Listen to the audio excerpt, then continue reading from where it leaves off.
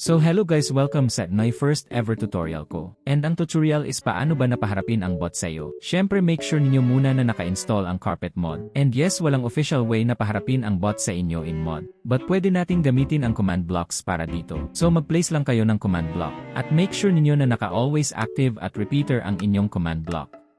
Depende if kung paano ninyo gusto. And I type natin ang execute at amplap or yung sarili ninyong gamertag and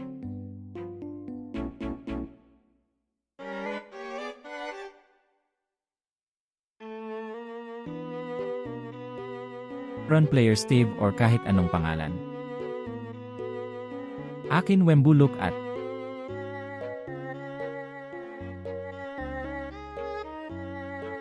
Palitan natin yung Wembu ng subscribe. Kasi bakit hindi?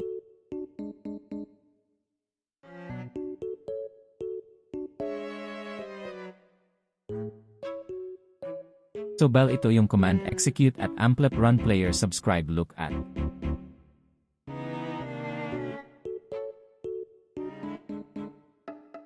And yan.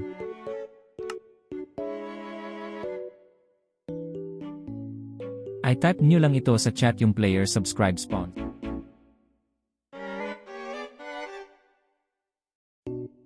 So enter. Wait.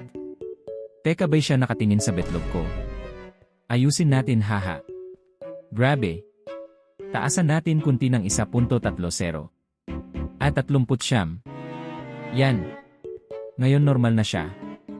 And yun.